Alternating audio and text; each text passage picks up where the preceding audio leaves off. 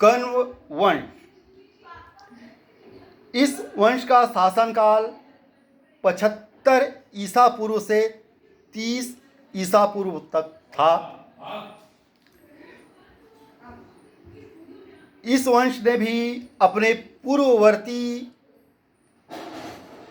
शुंग वंश की तरह अपने स्वामी की हत्या कर राज सिंहासन प्राप्त किया था।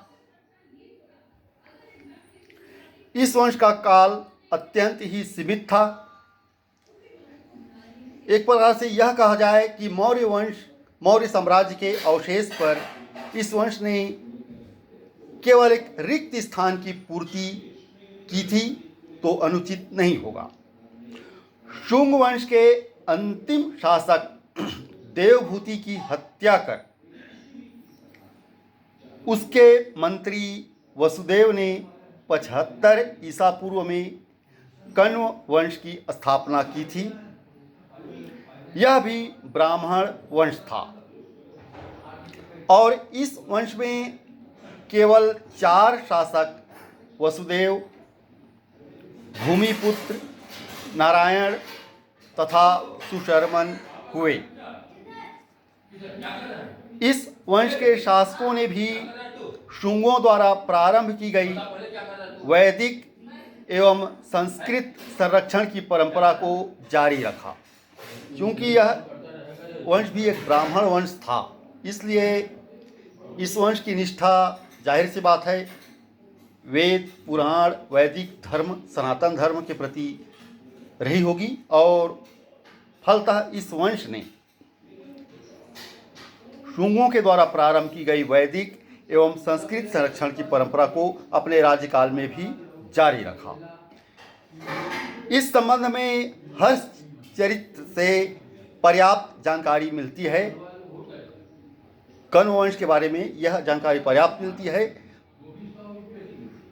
और इसका स्रोत हर्षचरित है, जिससे यह पता चलता है कि इस वंश ने वैदिक धर्म के प्रति और संस्कृत भाषा के प्रति संरक्षण परंपरा को जो शुंगों ने प्रारंभ की थी उसे जारी रखा। इस वंश के अंतिम शासक सुशर्मन की हत्या 30 ईसा पूर्व में सिमुक ने कर दी थी और एक नवीन ब्राह्मण वंश आंध्र सातवाहन वंश की नींव रखी। इस प्रकार इस वंश का भी पतन हो गया, अंत हो गया और इस वंश के स्थान पर जिस सातवाहन वंश ने नए वंश की नींव रखी वह भी इन्हीं की तरह ब्राह्मण ही थे। यह एक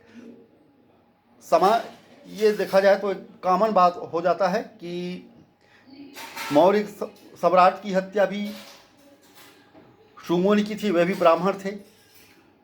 शुंग के स्थान पर जिस कण्व वंश ने उनसे सत्ता छीनी वे भी ब्राह्मण थे और कण्व वंश से भी जिन सातवाहनों ने सत्ता छीनी वे भी ब्राह्मण थे और उनके विश्वसनीय मंत्री भी थे अथवा सेनापति थे।